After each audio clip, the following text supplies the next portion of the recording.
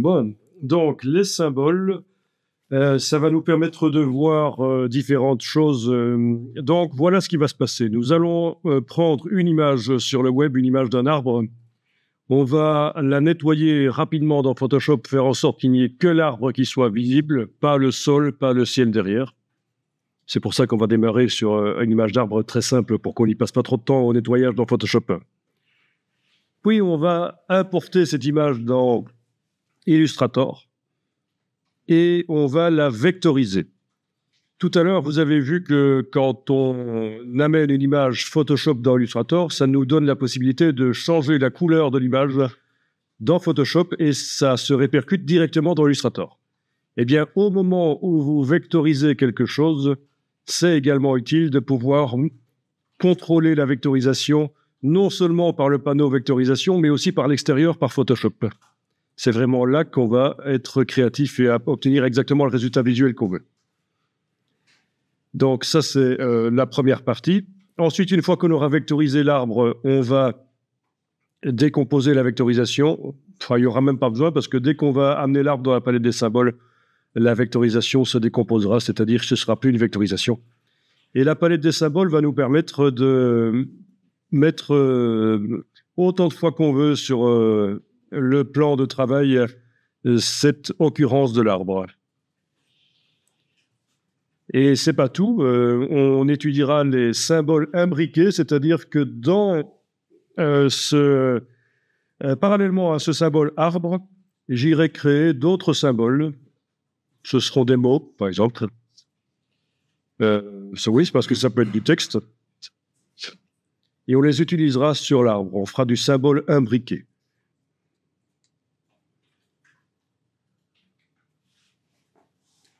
L'intérêt, c'est qu'après, on peut faire des mises à jour très facilement du contenu. Ça. Bon, alors commençons par ça. Ça va déjà nous prendre pendant au moins 30 minutes aussi. Donc, vous tapez dans Google Acacia et public domaine entre guillemets. Et vous devriez trouver de Wikipédia la première image qui arrive, c'est l'image de l'acacia. Bon. Donc, vous allez télécharger cette image.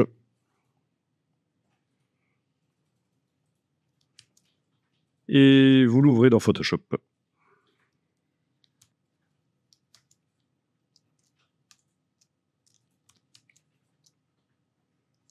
Donc, dans Photoshop, j'ouvre l'image de l'acacia.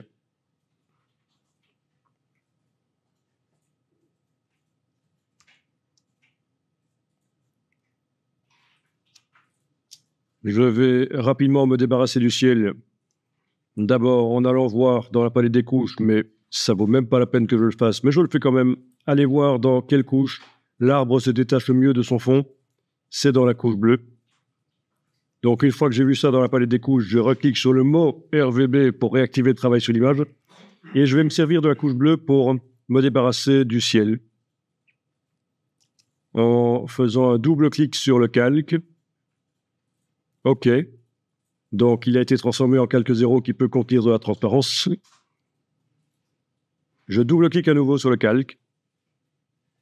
Je vais dans comparaison sur bleu, puisque j'ai vu que c'est dans la couche bleue que l'arbre se détache le mieux de son fond. Je vais me servir du contenu de la couche bleue pour rendre transparent le ciel ici. Voilà. En déplaçant ce curseur-là, tout simplement.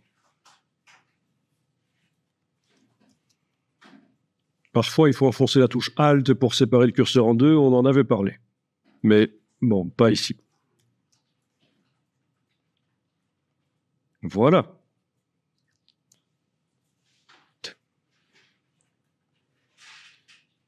Ensuite, je vais ajouter sur ce calque un masque de fusion. Menu calque, masque de fusion, tout faire apparaître, ou je clique sur l'icône du masque de fusion ici en bas. Évidemment. Mais bon, là, j'en ai déjà mis un de masque de fusion. Et si je m'approche de l'icône ici, on me dit un truc bizarre. Ajouter un masque vectoriel. Ben oui, c'est parce qu'en fait, un calque peut contenir à la fois un masque de fusion et un masque vectoriel. S'il contient déjà un masque de fusion, Photoshop propose de mettre l'autre type de masque possible, c'est le vectoriel. C'est logique. Hein. S'il n'avait pas encore de masque de fusion, ça me propose d'ajouter un masque de fusion. Et donc, dans ce masque de fusion, je vais dessiner au pinceau en noir. À l'endroit de l'arbre, je vais m'approcher et faire ça relativement proprement. Et puis plus loin, je vais prendre une plus grande brosse et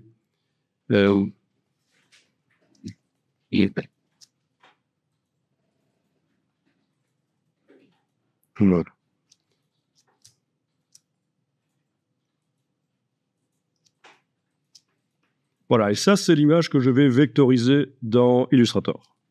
Parce qu'il n'y a que l'arbre qui m'intéressait. J'enregistre l'image au format Photoshop.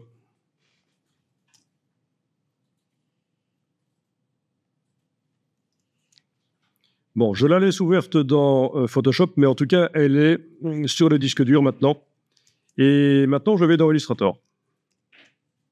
Dans Illustrator, je crée un nouveau document. Je peux importer l'image PSD. Là, voilà. Okay. C'est là qu'on remarque que le bord, c'est pas génial. Donc, autrement dit, dans Photoshop, j'aurais peut-être dû quand même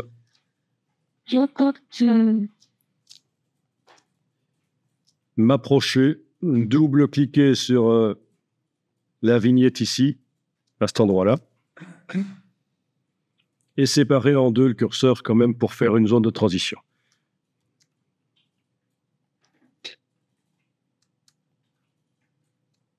Alors.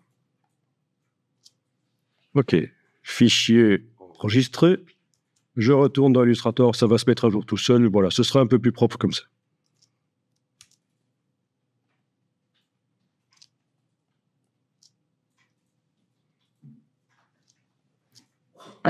Si j'avais mis un calque noir sous noir ou d'une autre couleur sous celui-là, ça m'aurait permis de bien voir les choses.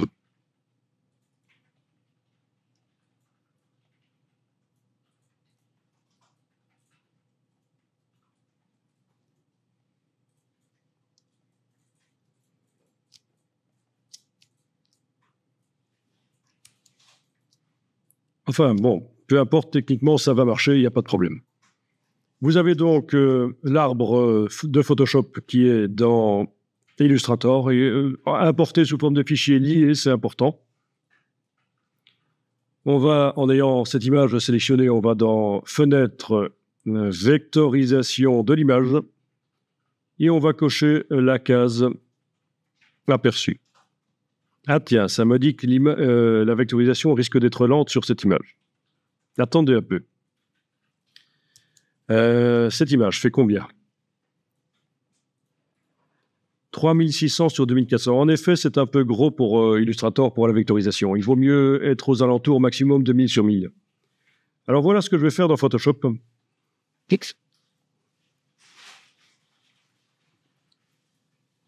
Je vais mettre dans un objet dynamique ceci.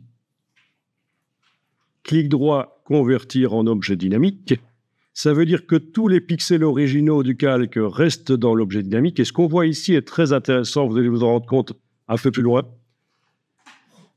En faisant clic droit, convertir en objet dynamique, tous les pixels, 3000 pixels sur 2000, sont dans l'objet dynamique, mais je peux réduire la taille de l'image ici, image, taille de l'image, notamment la réduire à quelle dimension? Bon, je vais descendre à une résolution de 72 au lieu de 300. OK. Donc, quand je zoome là-dessus, c'est pixelisé, mais en fait, on le sait, c'est comme les vecteurs tout à l'heure qui étaient dans un objet dynamique. Je vais même descendre encore plus bas. Image, taille de l'image, je vais me mettre à 18. 18 pixels par pouce. Donc, ça, c'est clairement pixelisé. Et pourtant, si je redemande maintenant image, taille de l'image, par exemple 150 pixels par pouce, eh bien, contrairement à ce que Photoshop me montre là, ça ne va pas devenir complètement pourri, flou, foireux. Non, ça va faire réapparaître les pixels qui sont dans l'objet dynamique. Ça redevient correct. Donc, d'où l'intérêt de mettre l'image originale dans un objet dynamique. OK, donc là, je suis à combien? 150. Je vais faire fichier enregistré. On va voir si Illustrator me dit toujours que ça risque d'être trop lent. Non, apparemment, là, ça va. J'ai quand même réduit par 4 le nombre de pixels de l'image. En réduisant par 2 la résolution linéaire, j'ai réduit par 4 le nombre de pixels sur la surface de l'image.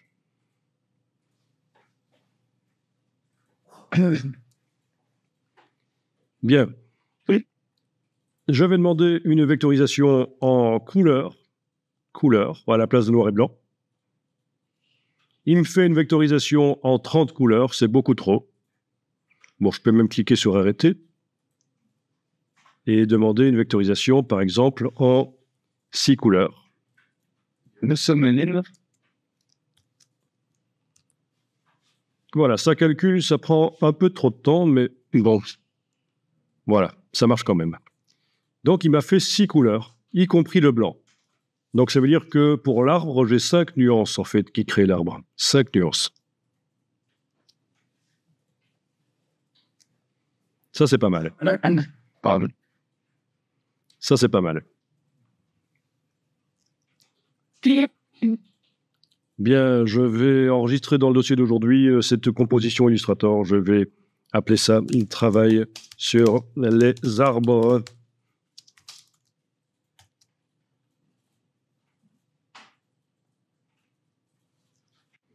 Voilà, donc la précision de l'image en entrée influence le résultat de la vectorisation, forcément. C'est-à-dire, suivant qu'il y a plus ou moins de pixels, ben, ça fait une vectorisation plus ou moins précise.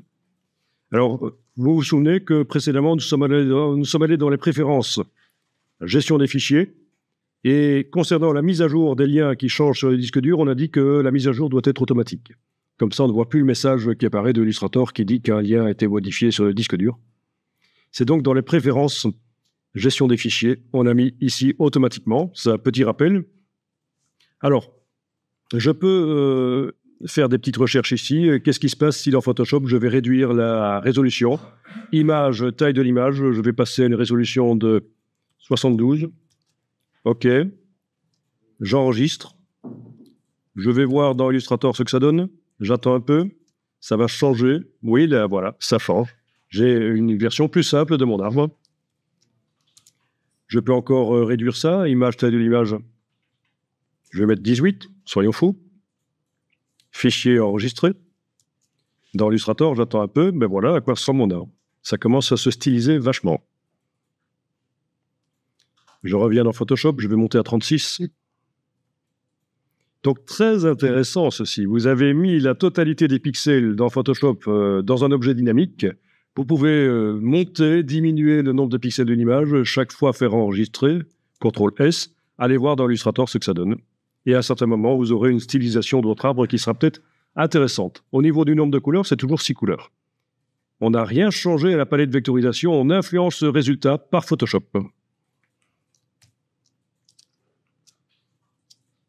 Donc finalement, j'ai mis la résolution dans Photoshop à 36 pixels. Il y a tellement peu d'informations que ça me fait une stylisation de l'arbre. Ça peut être intéressant. Il s'agit en fait d'une vectorisation dynamique. Elle change. À chaque fois qu'on change l'image en entrée, elle change. Oui, c'est ça l'intérêt. C'est pour ça que chaque fois que je vais dans Photoshop modifier quelque chose, j'obtiens un résultat de vectorisation différent. Alors, dans les paramètres avancés ici, je vais cocher l'option « Ignorer le blanc ». Voilà.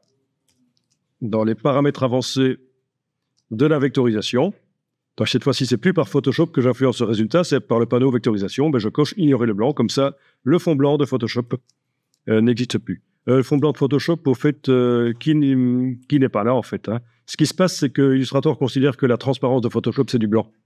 Et donc, je dois cocher « Ignorer le blanc » pour obtenir de la transparence. Oui, c'est bizarre, mais c'est comme ça. Et même si vous importez une image PNG avec de la transparence du PNG sera considérée comme étant du blanc. Bien.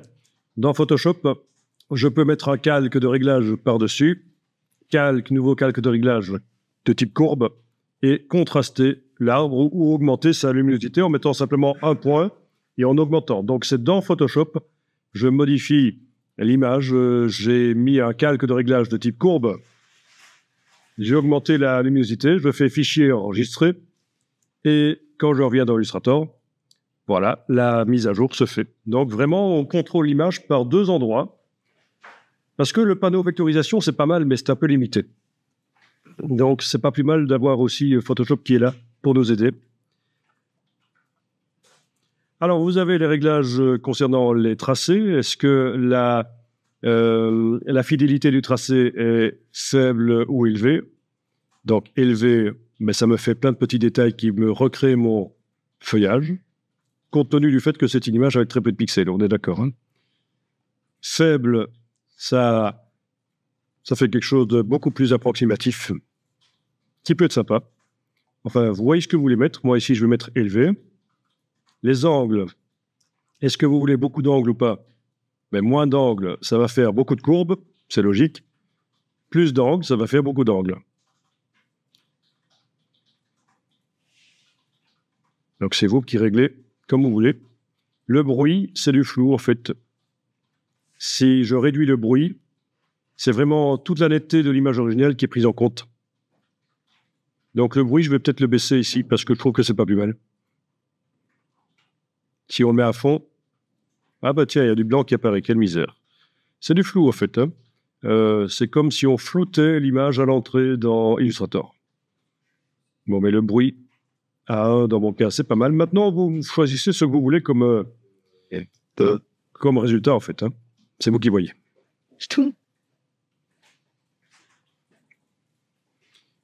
L'essentiel, c'est de comprendre qu'on a un contrôle sur la vectorisation si on veut.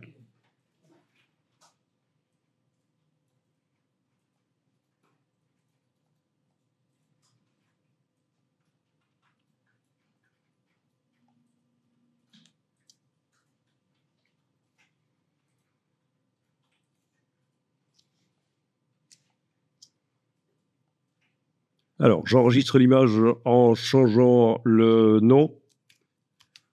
C'est où Alors, ce qu'il faut bien comprendre, c'est que si le fichier Photoshop est utilisé dans différents documents Illustrator, le fait de changer le fichier Photoshop, notamment mettre un calque de réglage comme j'ai fait, influence les anciens documents, les autres documents qui utilisent aussi ce fichier. Donc là, je suis sur ma version 2 de mon document Illustrator, mais la version 1, elle a changé. Si j'ai changé l'image Photoshop en entrée, qui est utilisée par la version 1 a changé aussi. Hein. Donc vous comprenez bien le principe, hein. Le fichier source change, donc tous les documents Illustrator qui utilisent le fichier source montrent un résultat différent maintenant. Dans certains exercices Illustrator plus avancés, j'explique comment multiplier les fichiers Photoshop sur le disque dur pour éviter que quand on modifie un fichier Photoshop source, ça se répercute sur plein de documents Illustrator. Mais ici, c'est plus simple. On ne va pas aller jusque-là. Alors, à un certain moment, le fichier ici vectorisé, je vais devoir décomposer la vectorisation, avoir accès au vecteur.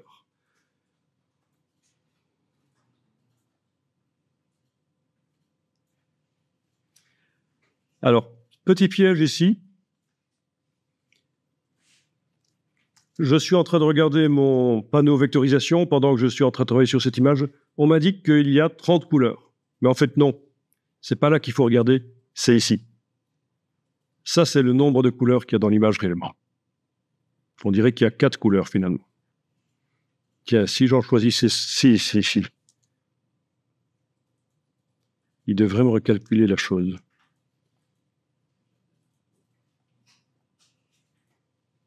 Ah oui, ça le fait en temps réel. Bah oui, je ne suis pas habitué à travailler sur une image aussi petite, mais en fait, ça le fait en temps réel maintenant. Quand l'image est tellement petite qu'il n'y a plus les curseurs qui apparaissent pour m'indiquer qu'il recalcule, en fait.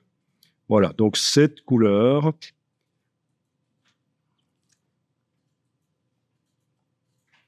Ok, bon.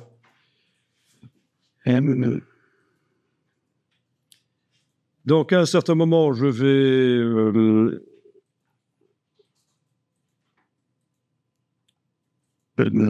décomposer la vectorisation par le menu Objet, vectorisation de l'image décomposée.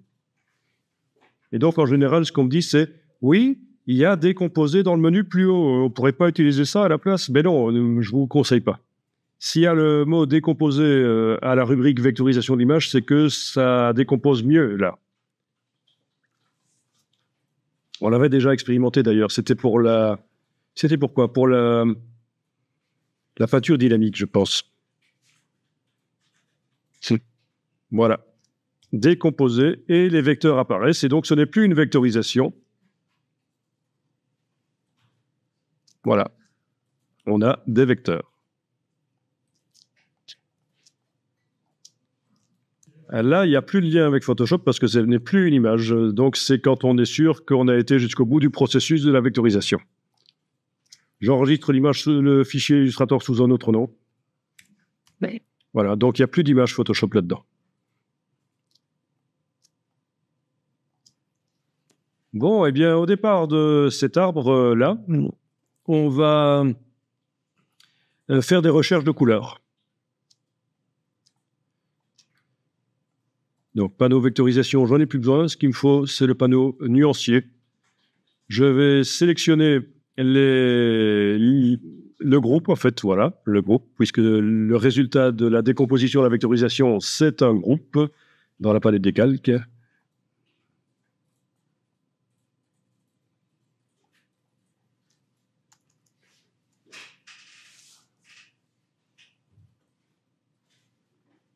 Avec plein de tracés. Bien, je vais demander de créer un groupe de couleurs. Donc, rien à voir avec le groupe de vecteurs qu'on vient de voir dans la palette des calques, mais ici, un groupe de couleurs. Au départ, des couleurs de cette illustration. Donc, quand on sélectionne un objet dans Illustrator, on considère que l'objet, c'est l'illustration. Même s'il est entouré de plein d'autres objets. Et donc, dans le menu de la palette nuancier, je demande nouveau groupe de couleurs. Et le nouveau groupe de couleurs créé d'après quoi? Ben, d'après l'illustration qui est actuellement sélectionnée. OK. Et voilà les couleurs qui créent cet arbre.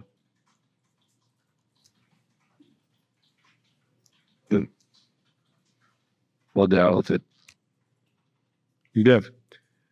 Alors, on avait déjà expérimenté l'échange de couleurs, faire varier l'intensité lumineuse, etc. Ce qu'on va faire ici, c'est autre chose encore.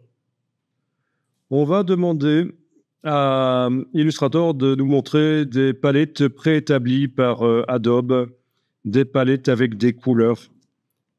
Donc, dans le bas à gauche du menu nuancier, je vais dans la bibliothèque et je vais chercher notamment des nuances qui concernent les festivités, par exemple. Festivités.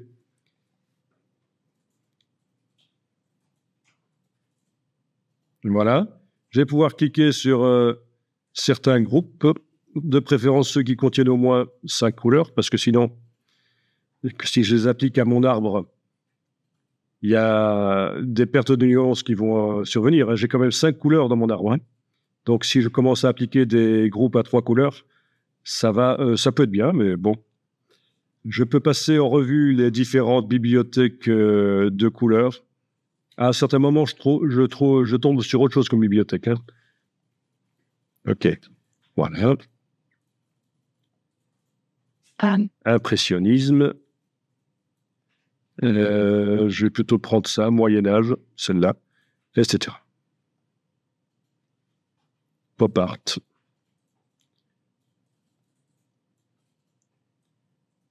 Bon, OK, j'ai mis quelques groupes de couleurs dans le nuancier. Ceci dit, on peut aussi en mettre en les sélectionnant ici, voire même avec la touche majuscule, et en les déplaçant dans le nuancier, ça marchera aussi. Vous n'êtes pas obligé simplement de cliquer bêtement dessus.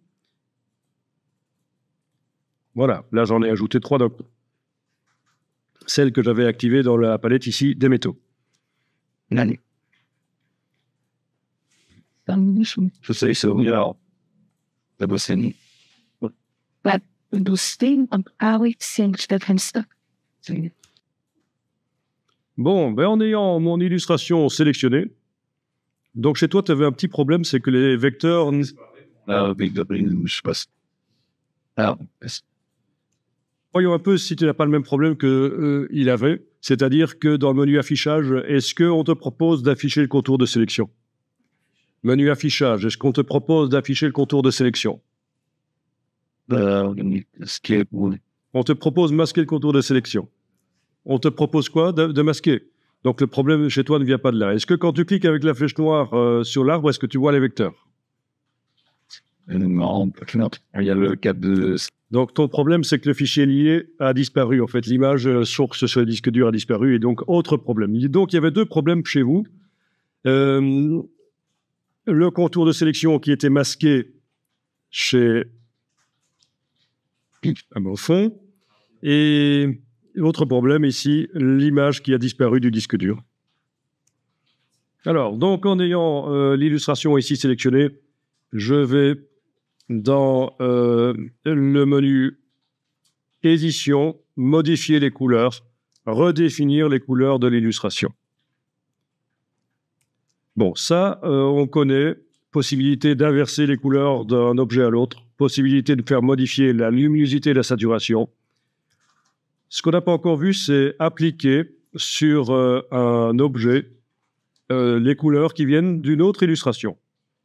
Oui, parce que les gammes de couleurs que je suis allé chercher, j'aurais pu les créer au départ d'un autre objet. Il suffit de cliquer sur le groupe de couleurs dans la partie droite et vous avez les couleurs qui s'appliquent sur votre vectorisation. Et vous pouvez tester différentes choses comme ça. OK. Oui. Donc ça peut être très sympa.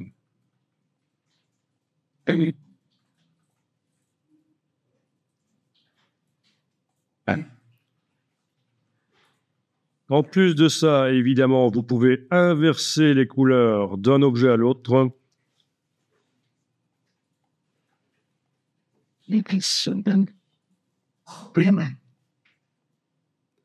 Ça peut être... Vous pouvez modifier l'intensité lumineuse avec l'icône du milieu ici. Donc, la posture, ça se fait fait comme ça. Voilà. Alors donc, surtout, si à un certain moment vous trouvez un résultat qui vous plaît, vous cliquez sur OK. Parce que pour le retrouver, ça risque d'être difficile. Alors on vous demande enregistrer les modifications apportées au groupe de nuances pop art dans ce cas-ci. Celui-là. C'est quoi les modifications? Ben oui, c'est l'ordre des couleurs et la saturation, luminosité. Voilà. Donc voilà mon groupe pop art qui vient d'être modifié. Ensuite, je peux continuer les recherches. Je sélectionne tout ça avec la touche Alt. Je vais le déplacer. Je vais en profiter pour agrandir le plan de travail pour l'avoir sur fond blanc. Et donc, je peux continuer les recherches. Édition, modifier les couleurs, redéfinir les couleurs de l'illustration.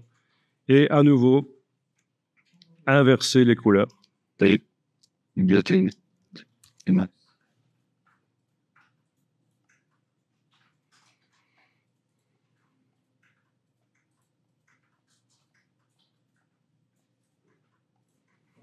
Bon, OK. Chose.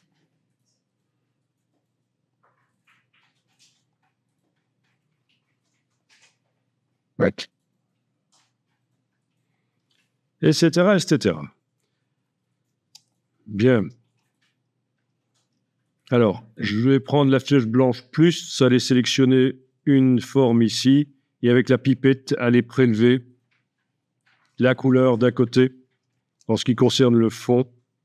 Donc, vous pouvez corriger un peu les choses. Oui, hein, parce qu'il y a des choses bizarres parfois. Donc, avec la flèche blanche plus, sélectionner des choses avec la pipette, aller prélever la couleur de fond d'un côté.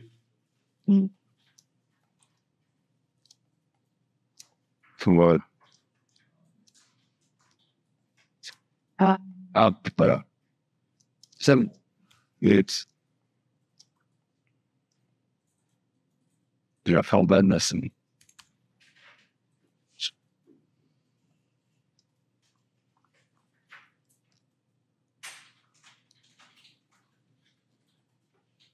Ah bah, ça prend de bête. Il y a, il y a une préférence que les tracés soient différents. Dans Illustrator, ça y est. Bien, on a donc attribué à notre arbre original des couleurs complètement différentes. Maintenant, des groupes de couleurs, on peut en fabriquer aussi. C'est ce qu'on va faire. Alors, vous n'avez rien qui est sélectionné. Et on va aller dans la palette guide des couleurs. La palette guide des couleurs sert à générer des harmonies de couleurs.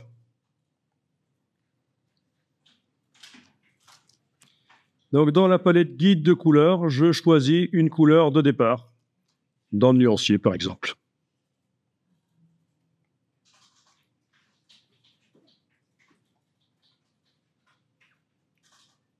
Et au départ de cette couleur, Oui. Illustrator va me proposer des harmonies de couleurs. Bon, alors je vais commencer avec quoi? Avec le brun ici, par exemple. Voilà. Bon, il n'est pas très coloré, mais je vais plutôt faire avec le bleu ici. Voilà. Donc, la liste des harmonies se trouve dans le menu ici. C'est à vous de voir vers où vous allez au niveau harmonie. Tiens, je trouve que ça, par exemple, c'est pas mal. Je choisis ça.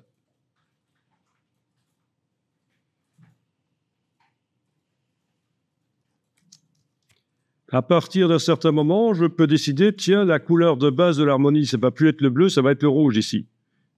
Je sélectionne le rouge, comme si j'avais sélectionné dans le nuancier, en fait. Puis, pour régénérer l'harmonie, je clique là-dessus. Et voilà, ça, maintenant, c'est la même harmonie, mais basée sur le rouge. Je vais le faire sur le vert ici. Je sélectionne le vert, je clique là. Et voilà, c'est l'harmonie créée sur ce vert-là.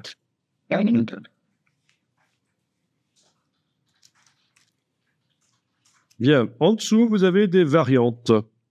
Actuellement, variantes selon l'ombre et la teinte. Je vais aller dans le menu du guide de couleurs. On peut aussi choisir des variantes selon les couleurs chaudes, froides, selon les couleurs vives et éteintes. Donc, ça veut dire plus ou moins gris ou saturé.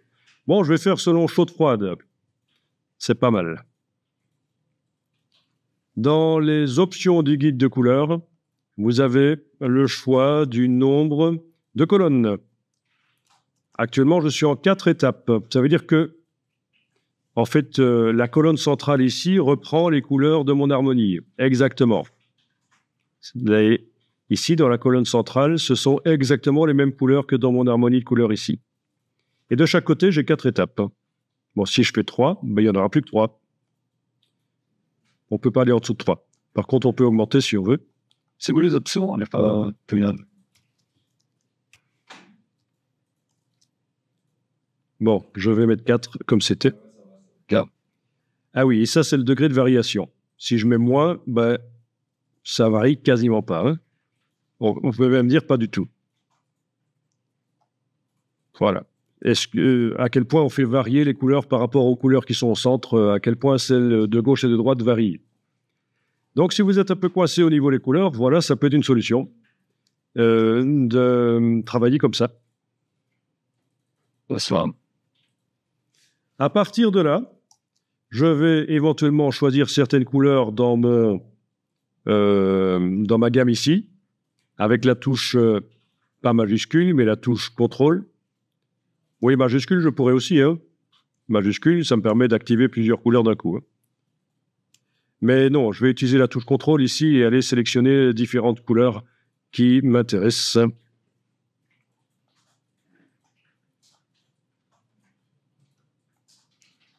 Voilà.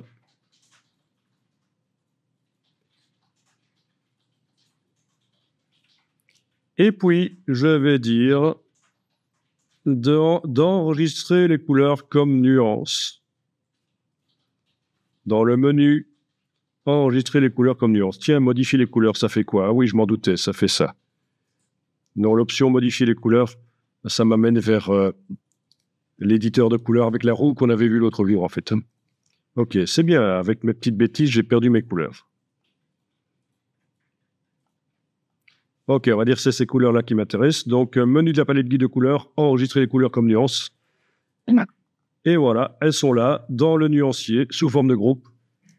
Moralité, je peux dupliquer mon arbre ici, mes vecteurs, et voir ce que ça donne quand j'applique ce groupe de couleurs-là. Donc, édition, modifier les couleurs, redéfinir les couleurs d'illustration. Tout en bas, j'ai le dernier groupe de couleurs que je viens de créer. Et voilà ce que ça donne. OK. Si j'ai un doute, si je veux voir si j'aurais pas pu avoir mieux en intervertissant les couleurs, je duplique à nouveau. Édition, modifier les couleurs, redéfinir les couleurs d'illustration. J'ai intérêt à zoomer sur mon arbre avant de faire ça.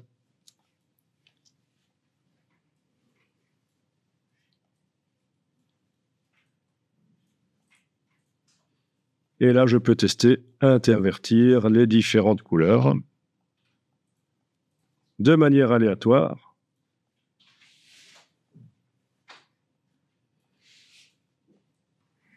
Bien. Faire varier l'intensité lumineuse et la saturation de manière aléatoire. Voilà, et à un certain moment, j'ai peut-être un résultat qui me plaît, je clique sur OK. Oui. Et donc voilà, être créatif, c'est avoir le choix. Et là, ça vous donne la possibilité de faire rapidement des choix.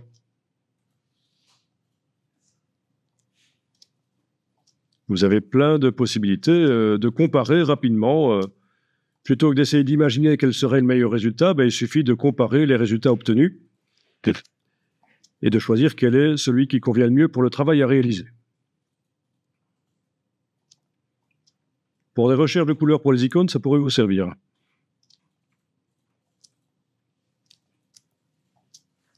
Ce qu'on n'a pas vu, c'est que les couleurs peuvent être créées au départ d'une photo aussi. Donc, au départ d'une photo, je vais tenter de trouver une photo avec des couleurs bien différentes. C'est peut-être pas dans les arbres que je vais la trouver. Bon, prenons cette bestiole. Oui. Avec des couleurs bien particulières.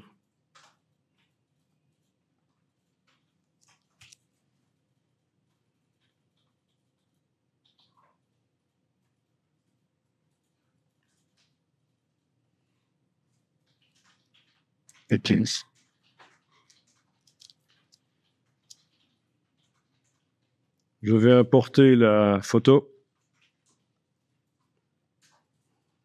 Liée ou pas, ça n'a pas d'importance ici. Et avec la pipette, je vais aller prélever des couleurs.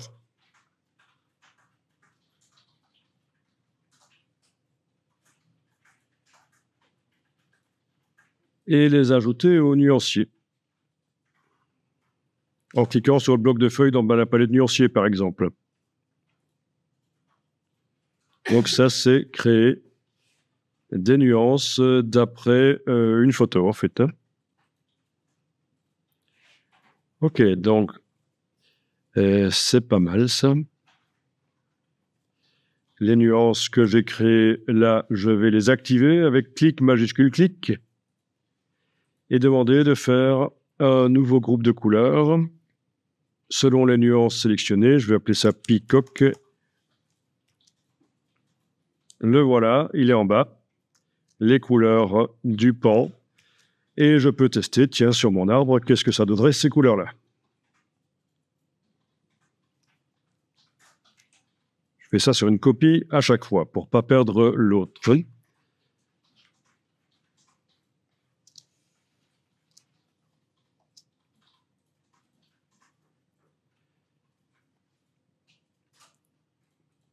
Donc voilà, même une photo peut servir de base donc, à une recherche.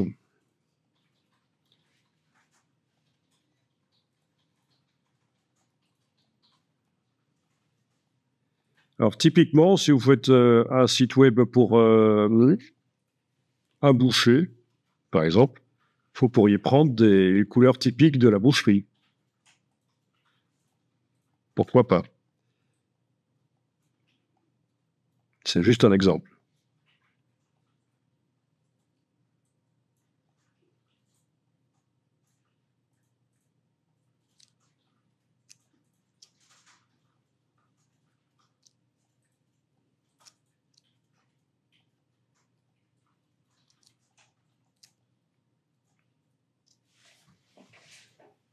Alors forcément, la photo du pan à côté de l'illustration qui contient ces couleurs, ben, ça va d'office être bien intégré. Il n'y a pas de problème.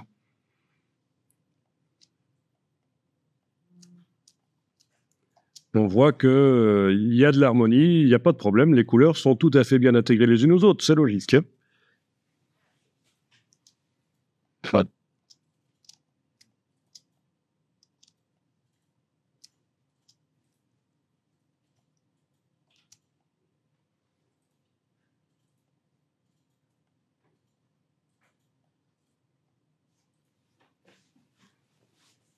c'est vachement bien.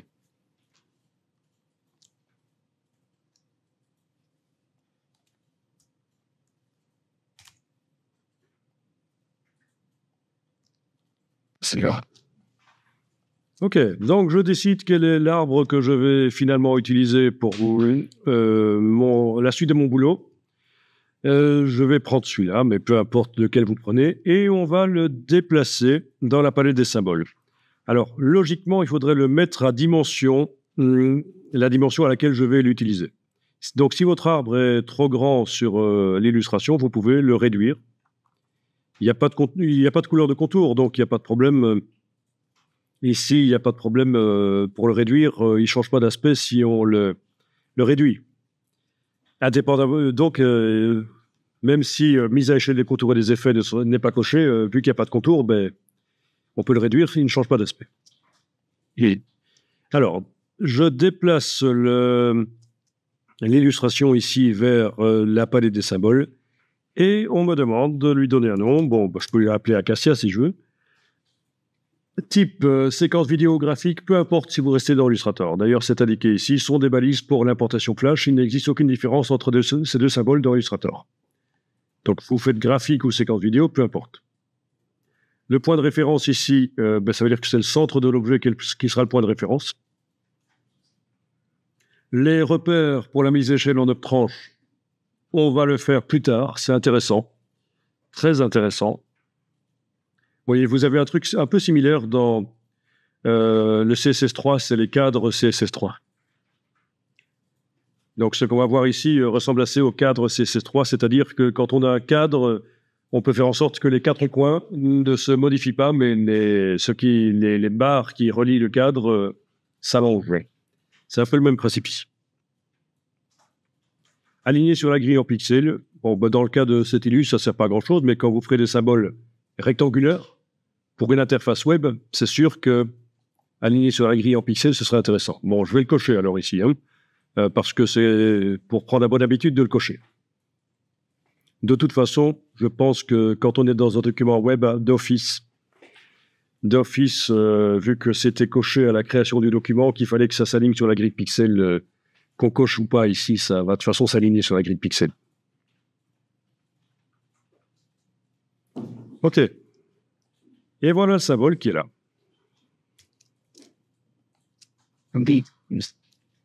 Alors, ce symbole, pour le récupérer dans d'autres illustrations, ben, soit j'enregistre la bibliothèque, menu de la palette de symboles, enregistrer la bibliothèque.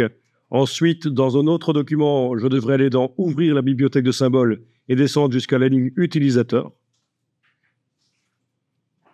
Soit je fais un copier-coller du symbole. Alors, il se trouve que l'objet ici, dès que j'ai créé le symbole, eh bien, il est devenu un symbole. C'est-à-dire que les vecteurs, vous n'y avez plus accès avec la flèche blanche. Vous ne pouvez plus aller changer la position des vecteurs. C'est un symbole, en fait. D'ailleurs, dans la palette des calques, il est maintenant indiqué pour cet objet qu'il s'appelle Acacia. Où est-il? Il est là, voilà. C'est le symbole Acacia.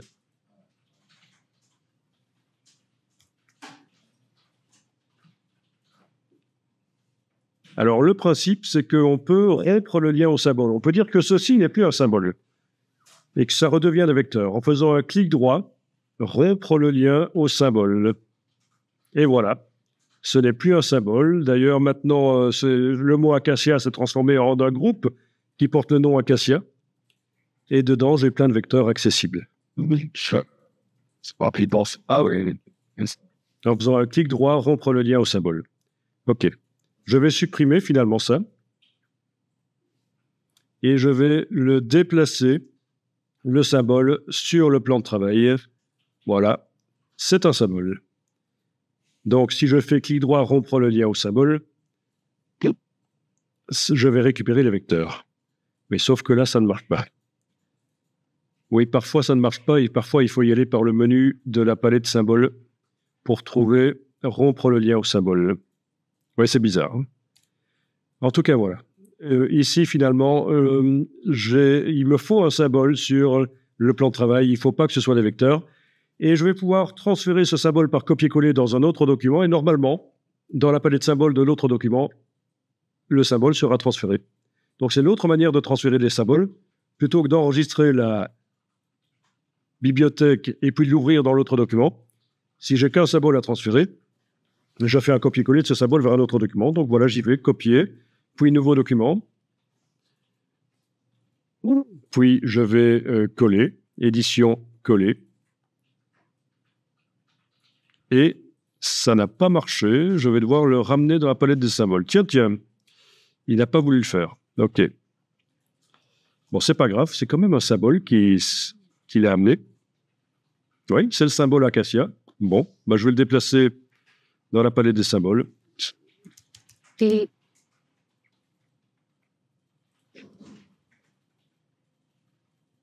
Ce nom existe déjà, me dit-il. Ah, c'est peut-être une mise à jour de la palette qui est mauvaise alors. Voyons un peu si je ferme la palette et que je la réouvre. Bon, ce symbole existe déjà, super.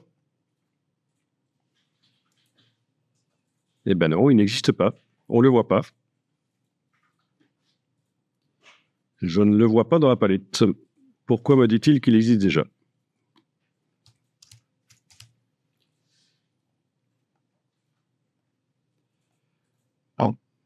Ok, voyons un peu ça. Je vais enregistrer le document et le réouvrir, on ne sait jamais.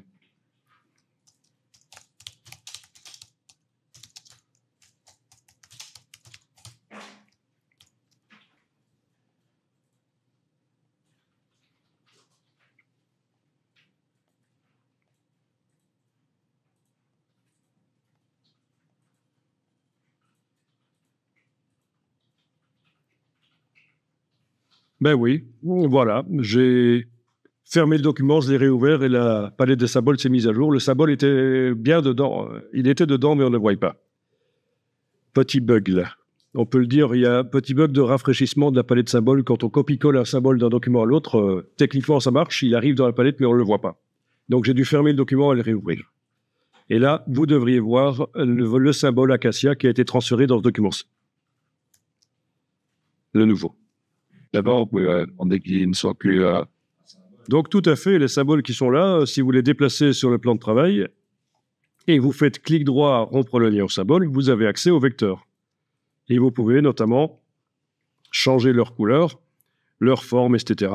Et même les retransformer en symboles si vous voulez après. Hein. Donc voilà, je peux changer la couleur ici. Puis quand vous savez que c'est qu'on peut télécharger. Oui, ceux qu'on peut télécharger, tu pourras aussi les modifier sans aucun problème. Il faut tester, c'est assez souple en fait. Hein. Voilà.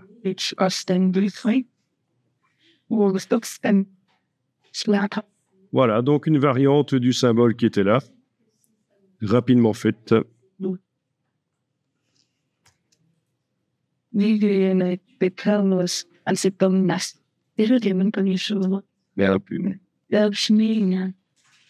Ça va être monde.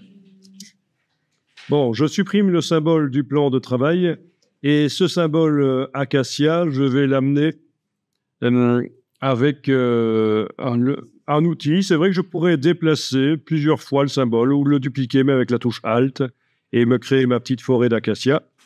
Mais il existe aussi un outil qu'on va voir brièvement ici parce qu'il ne sera pas tellement intéressant dans votre cas, à mon avis. Vous n'allez pas être amené souvent à l'utiliser, mais c'est l'outil pulvérisation de symboles. Donc, je peux aller cliquer dessus et je peux aller sur la barre verticale détachée.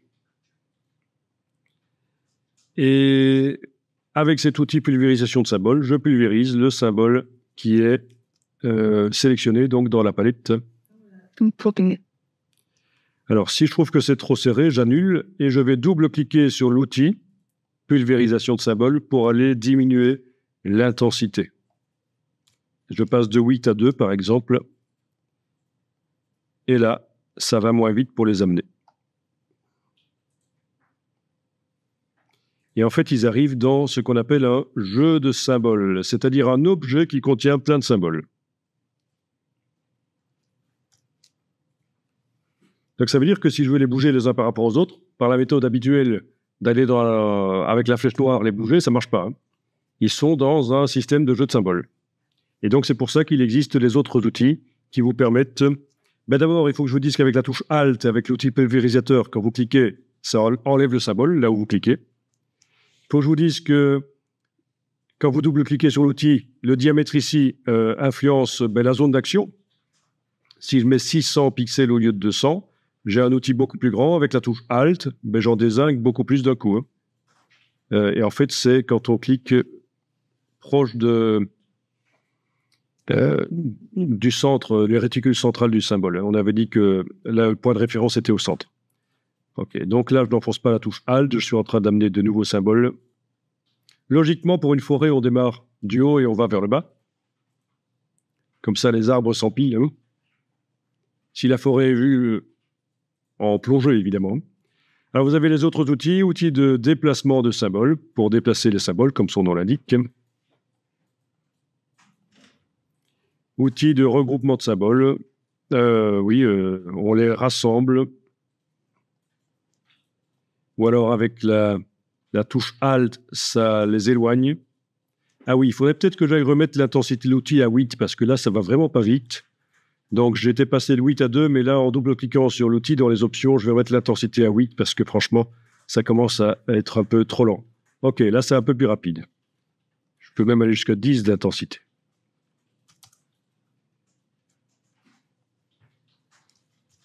Ok.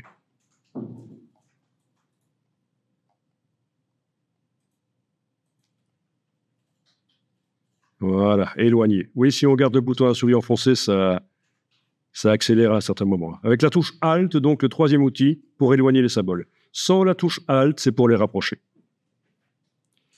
Vous avez l'outil pour les redimensionner. Alors là, j'ai quand même intérêt à diminuer le diamètre, parce que sinon, ça va agir sur plein de symboles d'un coup. Donc, je suis passé de 600 pixels à 200.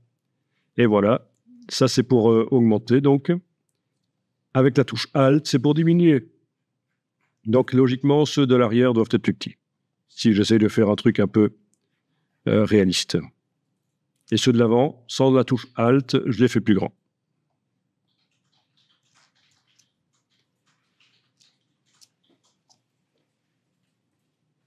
Après, je peux les déplacer aussi. Non, ça, c'est pas déplacé, idiot. C'est la densité. Le troisième outil, c'est la densité. Le deuxième outil, c'est pour les déplacer.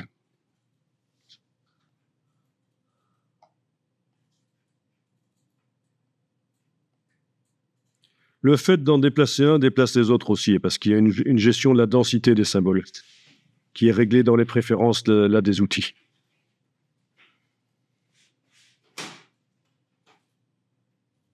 Densité du jeu de symboles, voilà.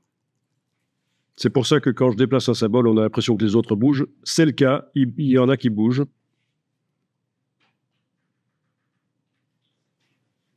Pas toujours, tiens.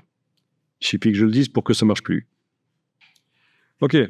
Le suivant, c'est la rotation.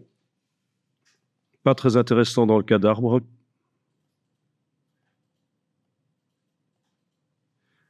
Le suivant, c'est la coloration. Puis on a la transparence et aussi la possibilité d'appliquer un style graphique sur les symboles. Je ne vais pas m'attarder là-dessus parce que vous n'allez pas, à mon avis, utiliser beaucoup la pulvérisation de symboles, les jeux de symboles.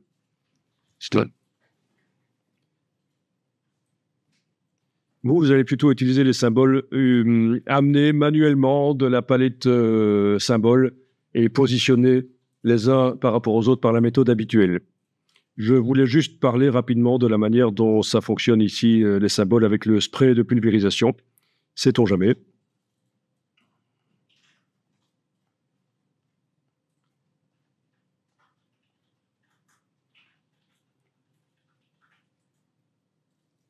Alors attention au piège. Tous ces outils ne sauront pas agir sur le jeu de symboles si, dans la palette des symboles, c'est un symbole qui est activé en particulier et qui n'est pas celui qui est dans le jeu de symboles. Par exemple, ici, j'ai activé le symbole de l'impression. Il n'y a aucune imprimante dans ce jeu de symboles. Donc, les outils n'arriveront pas à agir parce que j'ai bloqué les outils pour qu'ils n'agissent que sur les imprimantes. Par contre, si j'active l'acacia, là, ça va marcher. Les outils vont fonctionner.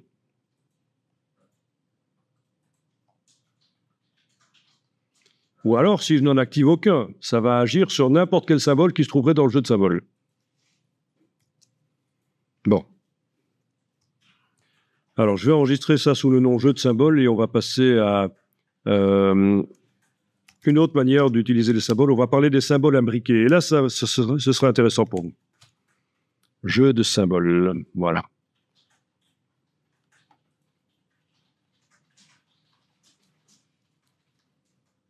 C'est d'à peu près.